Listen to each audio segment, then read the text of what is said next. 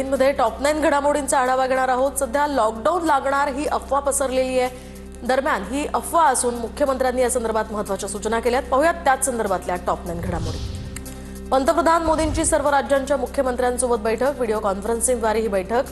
दरम्यान पश्चिम आशियातील युद्धामुळे निर्माण झालेल्या संकटाचा मुकाबला करण्यासाठी सरकारकडून उचललेल्या पावलांसंदर्भात चर्चा सुरू असल्याची माहिती।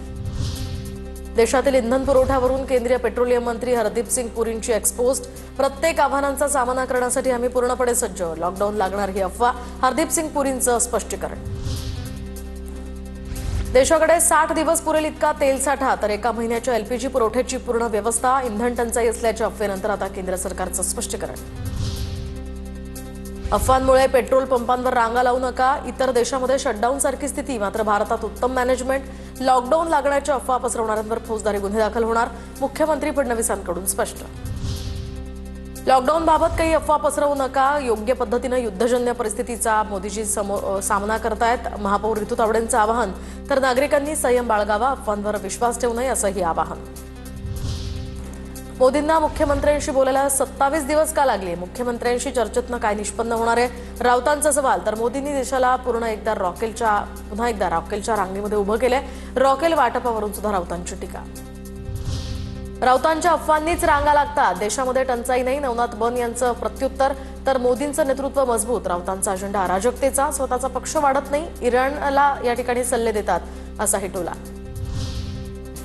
मोदी 3 लिटर रॉकेल देत आहेत अंधभक्तांसाठी, हे हिंदुत्वाचं तीर्थ, संजय राऊतांची टीका। तर मोदींच्या चुकीच्या नियोजनामुळे देशात रांगा, राऊतांची टीका। तर राऊतांच्या या टीकेला बन यांचं उत्तर। सरकारकडून पेट्रोल आणि डिझेलवरील उत्पादन शुल्कात कपात, पेट्रोलवरील हे उत्पादन शुल्क आता 13 रुपयांवरून 3 रुपयांवर, तर डिझेलवरील शुल्क 10 रुपयांवरून 0वर। इंधनाच्या किमती कमी होण्याची शक्यता। आता बघूया टॉप 9 मोठ्या राजकीय बातम्या। नरहरी झिरवाळांना राष्ट्रवादी पक्षाकडून अभय, तर कथित व्हिडिओ प्रकरणी झिरवाळांचा राजीनामा घेणार नाही। दरवेळी आरोप झाल्यास राजीनामा घेणं योग्य नाही, पक्षातील वरिष्ठांची भूमिका, सूत्रांची माहिती। व्हिडिओ व्हायरल झाल्यानंतर आता नरहरी झिरवाळांचा मला फोन, 2 ते 4 व्हिडिओ चोरून चुकीच्या पद्धतीने व्हिडिओ बनवल्याचा आरोप करत चौकशीची मागणी। व्हिडिओमध्ये सत्यता असल्यास योग्य ती कारवाई होईल, मुख्यमंत्री फडणवीसांची स्पष्टोक्ती। शरद पवारांच्या पक्षाचे 4 खासदार शिंदेंच्या संपर्कात असल्याची चर्चा। मराठवाडा विदर्भातील खासदार शिंदेंच्या संपर्कात असल्याची चर्चा। पवारांचे 8 पैकी 4 खासदार शिंदेंच्या सेनेत जाण्याची शक्यता। अजितदादांच्या विमान अपघाताचा मुद्दा, खासदार सुप्रिया सुळेंनी लोकसभेत केला उपस्थित। अपघाताची पारदर्शकपणे चौकशी झाली पाहिजे, लोकसभेत सुळेंची मागणी। तर अपघाताला 2 महिने झाले, मात्र अद्यापही न्याय मिळाला नाही असंही वक्तव्य। डीजीसीएकडून व्हीआयपी प्रवासासाठी आता नवीन मार्गदर्शक सूचना जाहीर। केंद्र, राज्य आणि इतर मान्यवरांच्या विमान प्रवासासाठी या सूचना। व्हीआयपी उड्डाणांसाठी कडक सुरक्षा आणि ऑपरेशनल नियम लागू असतील। पोलिसांच्या वर्दीला भले भले घाबरतात, पोलिसांनी त्यांची दहशत निर्माण करावी। सांगलीतील कायदा आणि सुव्यवस्थेवर बोलताना चंद्रकांत पाटलांचं टीकेला उत्तर। माझ्यावर खोटा गुन्हा दाखल, लवकरच सत्य बाहेर येईल। वसईतील भोंदूबाबाची फेसबुक पोस्ट। पुण्यातील 35 वर्षीय महिलेवर अत्याचार केल्याप्रकरणी भोंदू ऋषिकेश वैद्य याच्या विरोधात गुन्हा दाखल। ज्या व्यक्तीनं माझं वाईट केलं त्याचं पद गेलं, धनंजय मुंडेंची आमदारकीही जाणार, करुणा मुंडेंचा दावा। तर वाल्मिक कराड जेलमध्ये रुपाली चाकणकरांची विकेट गेली आहे, करुणा मुंडेंची टीका। जन्माला आल्यापासून माझ्या मागे संघर्ष आहे, धनंजय मुंडे भाषणात भाऊक। तर गेली 1.25 वर्ष मी गप्प राहिलो, मात्र आपल्या गप्प राहण्यातच एवढी ताकद आहे, तर बोलल्यावर काय होईल, धनंजय मुंडेंचा सूचक इशारा। आता बघूयात खरातच्या कारनाम्यांसंदर्भातल्या टॉप 9 घडामोडी। बोंधू अशोक खरात प्रकरणामध्ये पीडितांना आम्ही पूर्ण संरक्षण दिलंय, अजूनही काही तक्रारी दाखल होण्याची शक्यता, मात्र महिलांचे व्हिडिओ व्हायरल करून गोपनीयता भंग करणाऱ्यांवर फौजदारी कारवाई होणार, मुख्यमंत्री फडणवीसांचा इशारा। खरात तुरुंगात दुसऱ्या बाबांकडून राज्यातील सरकारचा हात दाखवून घ्यावा, तर राज्यामध्ये आता काय चाललंय हे पाहून घ्यावं, राऊतांची जरी टीका। 3 लिटर रॉकेलची टूम काढल्यामुळे देशातील जनतेच्या मनात लॉकडाऊनची भीती असल्याचीही राऊतांची प्रतिक्रिया। महिलांसोबत केलेला कृत्य हा एक विधीचाच भाग, पोलीस चौकशीमध्ये भोंदू अशोक खरातचा अजब दावा। अशोक खरातचा कोठडी देखील या ठिकाणी मंत्रजप सुरू असल्याची सूत्रांची माहिती। तर माझ्या अंतर्मनानं मला धोका दिला, अशोक खरात याची उद्विग्न प्रतिक्रिया। भोंदू खरातची HIV टेस्ट निगेटिव्ह असल्याची माहिती समोर। दरम्यान पोलीस कोठडीमध्ये खरातची HIV टेस्ट करण्यात आली होती। अशोक खरातला न्यायालयानं 29 मार्चपर्यंत पोलीस कोठडी सुनावली आहे। दीड वर्षांपूर्वी भोंदूबाबा खरातला अर्धांगवायूचा झटका आल्याची माहिती. शक्तिवर्धक औषधांच्या अतिसेवनामुळे त्याची प्रकृती बिघडली होती. डॉक्टर भक्तांनाच खरातवर उपचार केले होते. भोंदू खरातनं मरणाची भीती दाखवून फार्म हाऊस फर्निचर आणि परदेशवारीसाठी कोट्यवधी उकळले. पुण्यातील राजेंद्र जासूद यांची तक्रार. फार्म हाऊससाठी तुर्कीतनं फर्निचर आणल्याची माहिती, तर कस्टम्स ड्युटी भरली की नाही याचाही आता तपास होणार. भोंदू खरातची नवीन मोडस ऑपरेंडी समोर. ग्राहकाची माहिती गोळा करण्यासाठी खरात 2 टीमचा वापर करायचा. रेफरन्स घ्यायचा आणि त्यानंतर माहिती संकलित करून एका भेटीतच विश्वास संपादित करायचा. भोंदू खरात प्रकरणाची व्याप्ती वाढत चालली आहे. एसआयटी कडून खरात विरोधात माहिती देण्यासाठी 2 हेल्पलाईन क्रमांक जाहीर करण्यात आले. त्यावर 100हून अधिक फोन कॉल्स करत नाशिक, पुणे आणि नगरमधील नागरिकांच्या तक्रारी आल्यात. भोंदू खरात पूजेच्या नावाखाली भक्तांसमोर करायचा स्वर्गात जाण्याचा बनाव, तर जासूदांच्या खर्चातनं खरात ग्रीनलँडमध्ये गेला होता. राजेंद्र जासूद यांच्या एफआयआरमध्ये ही नोंद. दरम्यान एकीकडे खरातचे कारनामे आणि दुसरीकडे या प्रकरणावरून राजकारण चांगलंच तापलेलं आहे. काय नेमकं राजकारणात यावरून घडतंय पाहूयात. खरातच्या 1500 कोटींपेक्षा अधिक मालमत्तेवर एसआयटीची करडी नजर, तर आजही खरातच्या कार्यालयामध्ये फॉरेन्सिक टीमकडून तपास.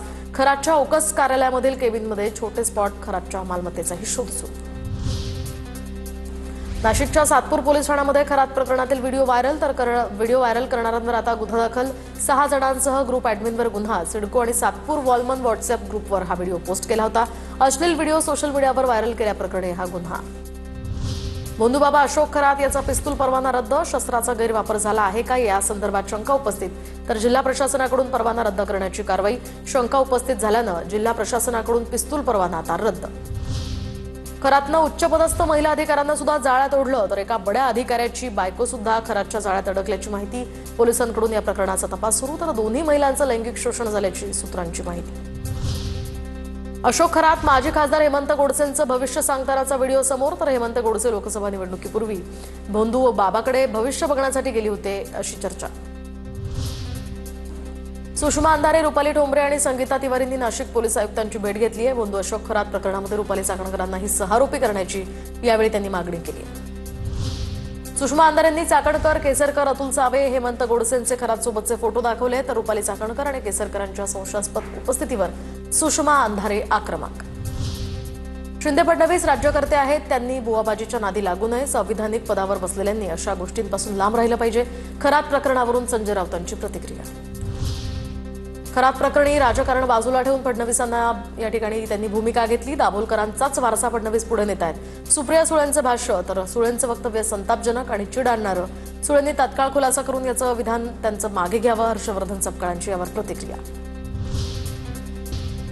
आता बघूया टॉप 9 राजकीय बातम्या. मी जन्मापासून शिवसेनेत काम करतोय. मी राज्यसभा खासदार होण्यासाठी शिवसेनेत आलो नाही. उद्धव ठाकरेंच्या बैठकीत आदित्य ठाकरे राऊतांवर चिडल्याच्या चर्चेवर राऊतांची ही प्रतिक्रिया. खासदार अरविंद सावंत यांचा प्रियंका चतुर्वेदी यांना घरचा आहेर, तर पक्षात आल्या चंद्रकांत खैरेंना डावलून तुम्हाला खासदारकी मिळाली, पण त्यांनी पक्ष सोडला नाही. निष्ठा काय असते हे चंद्रकांत खैरे यांच्याकडून शिका. सावंतांची चतुर्वेदींवर टीका. जैन समुदायाला घरगुती गॅस हवा असल्यास कार्यालयाशी संपर्क करा. मंत्री मंगलप्रभात लोढा यांचे जैन समुदायासाठी पत्र. लोढा यांच्या पत्रावरून वाद होण्याचीही आता शक्यता. काँग्रेस संसदीय पक्षाच्या अध्यक्षा सोनिया गांधींची प्रकृती आता स्थिर, तर गेल्या 4 दिवसांपासून सर गंगाराम रुग्णालयामध्ये त्यांच्यावर उपचार. डॉक्टरांची एक टीम सोनिया गांधींच्या प्रकृतीवर बारकाईने लक्ष ठेवून. राज्यपाल जिष्णुदेव वर्मांनी राष्ट्रपती उपराष्ट्रपतींची घेतली सदिच्छा भेट. महाराष्ट्राच्या राज्यपालपदाचा पदभार स्वीकारल्यानंतर राज्यपाल वर्मा प्रथमच दिल्ली दौऱ्यावर. विविध मान्यवरांच्या त्यांनी भेटी घेतल्यात. वानखेडे स्टेडियममधील क्रिकेट संग्रहालयाची शरद पवारांकडून पाहणी. प्रतिभा पवार या देखील यावेळी उपस्थित होत्या. सायन प्रतीक्षानगरमधील मुंबई जिल्हा मध्यवर्ती सहकारी बँक निर्मित सहकार भवनाचं भूमिपूजन संपन्न. मुख्यमंत्री फडणवीसांच्या हस्ते हे उद्घाटन. याचवेळी मुख्यमंत्री फडणवीसांनी प्रवीण दरेकरांचं कौतुक केलं. साताऱ्यातील गोंधळानंतर आता धाराशिव जिल्हा परिषद सभापती पदासाठी खबरदारी. जिल्हा परिषद सदस्याच्या सुरक्षेसाठी खासगी बाउन्सर तैनात. महायुतीमधील राष्ट्रवादी शिवसेनेची सभापती पदावर दावेदारी. छत्रपती संभाजीनगर महानगरपालिकेच्या सर्वसाधारण सभेमध्ये गोंधळ, तर सभेतील गदारोळानंतर सभासह तहकूब. एमआयएमच्या सदस्यांकडून 22 खोके एकदम ओकेच्या घोषणा.